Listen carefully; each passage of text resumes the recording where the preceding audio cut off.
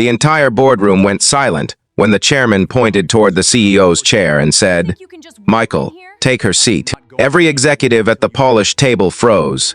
The woman who had spent the morning calling him nothing more than her coffee boy suddenly stood speechless, watching the single father she barely noticed walk toward the most powerful chair in the company.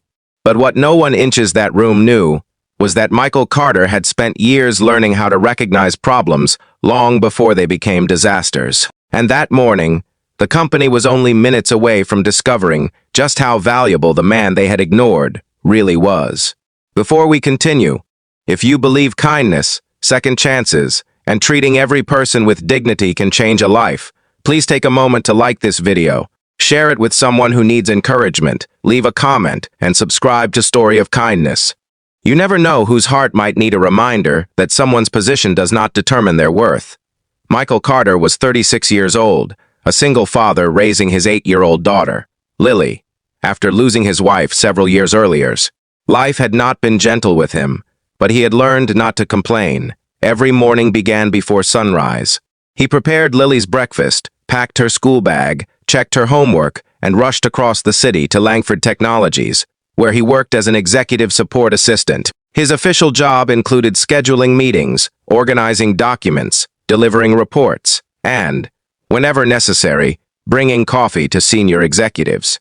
The salary was modest, but Michael was grateful because it allowed him to keep a roof over Lily's head and pay for her school. At the top of the company stood Victoria Langford, a brilliant and intimidating CEO known for her sharp decisions and colder personality. Victoria had inherited nothing. She had built her reputation through years of relentless work, and she believed weakness had no place in business. Unfortunately, somewhere along the way, she had begun confusing authority with superiority. To her, employees were numbers on spreadsheets, and people like Michael were invisible unless they made a mistake. She often called him her coffee boy, especially when she wanted to embarrass him in front of executives. Michael never argued. He simply lowered his eyes, completed the task, and went home to his daughter. But Michael was far more capable than his job title suggested. Before becoming a father, he had studied business analytics and worked for a smaller technology company, where he helped identify financial risks. After his wife became seriously ill, he left that career to care for his family. When she was gone, he needed stability more than ambition, so he accepted the support position at Langford Technologies. Yet his analytical mind never disappeared.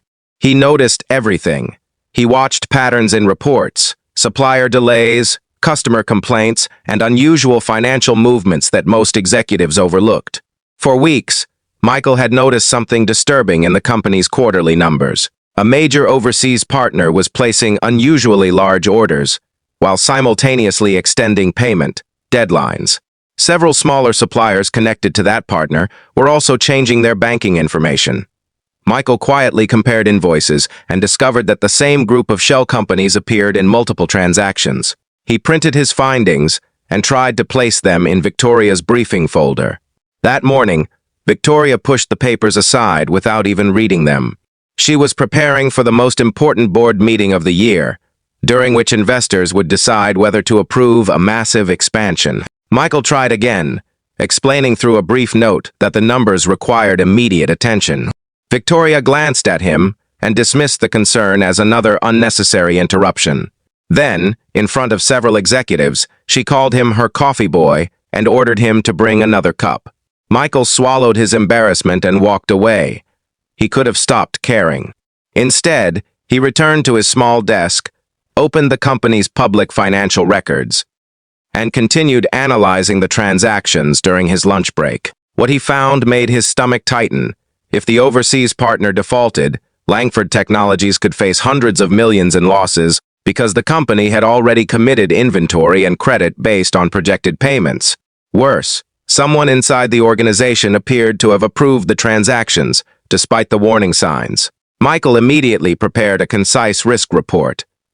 He sent copies to the finance department and the chairman's office, hoping that someone would finally listen. Then, the board meeting began. Victoria stood confidently at the head of the table, presenting the expansion plan, while investors watched through a large screen. The numbers looked impressive. Revenue was growing, orders were increasing, and the company appeared ready for its biggest leap yet. Executives nodded with approval.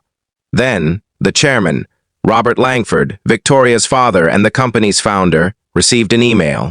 His expression changed. He opened another message, then another. Within minutes, the chairman discovered that several financial institutions had flagged transactions connected to the overseas partner. The expansion funding was being questioned. The board demanded answers.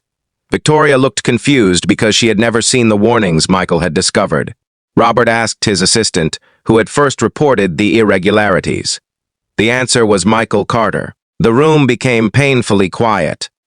Robert asked Michael to enter. Michael walked into the boardroom carrying the report he had prepared.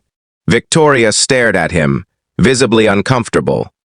The chairman asked him to explain what he had found. Michael calmly described the transaction patterns, the linked companies, the delayed payments, and the possibility that the expansion plan could expose the company to catastrophic losses. One executive challenged him, asking why an assistant should be trusted over experienced financial officers. Michael simply explained that he had not asked anyone to trust him. He had asked them to check the numbers. The chairman ordered the finance team to verify Michael's findings immediately. Minutes later, the confirmation arrived. Michael was right. The company had been moving toward a financial disaster. Victoria slowly looked down at the reports she had dismissed that morning. The pages were covered with the same figures she had ignored, because they came from someone she considered insignificant. Her face changed as she realized the truth. The person she had called her coffee boy had just identified the greatest financial threat facing her company. Robert stood from his chair. Then came the moment no one expected. He looked directly at Michael and asked him to take the CEO's seat. Michael hesitated. Victoria looked stunned. The chairman explained that the board needed someone who could calmly evaluate the crisis without personal pride interfering with judgment. He asked Michael to lead the emergency review, while Victoria stepped aside, temporarily. Michael walked to the chair. He did not smile. He did not celebrate. Instead, he looked around the table and remembered the nights when he had sat beside Lily, helping her with homework, while worrying about rent, groceries, and school fees. He remembered his wife telling him before she died that kindness was never wasted, even when the world failed to recognize it immediately. Michael spent the next several hours helping the executives trace the suspicious transactions. His knowledge prevented the company from committing additional funds, and the board canceled the expansion until a full investigation could be completed. Several senior employees, who had ignored the warnings, were removed from their positions. When the crisis finally settled, Victoria approached Michael privately. For the first time, she did not see an assistant standing before her. She saw a father who had sacrificed his ambitions for his child, a professional who had continued learning despite being overlooked, and a human being whose dignity had never depended on his job title. Victoria apologized. Michael accepted the apology, but he told her something she would never forget. Respect should not begin after someone proves their value. It should begin because they are human. Weeks later, Michael was promoted to Director of Strategic Risk. His office was larger, his salary was better, and his future had changed. But the most meaningful moment came when Lily visited the company one afternoon. She saw her father sitting in the executive conference room and proudly told everyone that he was the smartest person she knew. Michael smiled and hugged her. He realized that the greatest victory was not the promotion or the money. It was knowing that his daughter had watched him endure humiliation without becoming cruel, struggle without giving up, and rise without stepping on anyone else. And Victoria changed too. From that day forward, she stopped asking employees what their titles were before listening to what they had to say. She learned that leadership was not about making people feel small. It was about making sure people felt brave enough to speak when something was wrong. If this story touched your heart, please like the video, share it with someone who needs to hear it, and subscribe to Story of Kindness. Your support helps us continue telling stories about courage, kindness, and second chances. And before we end, I have one special request. Comment, respect everyone below if you believe every person deserves dignity, no matter their job or position. Because sometimes, The person carrying your coffee may be carrying an idea that could save your entire company. And sometimes, the person everyone overlooks is simply waiting for one chance to show the world who they really are. Michael never needed a chair to prove his worth. He only needed someone willing to listen.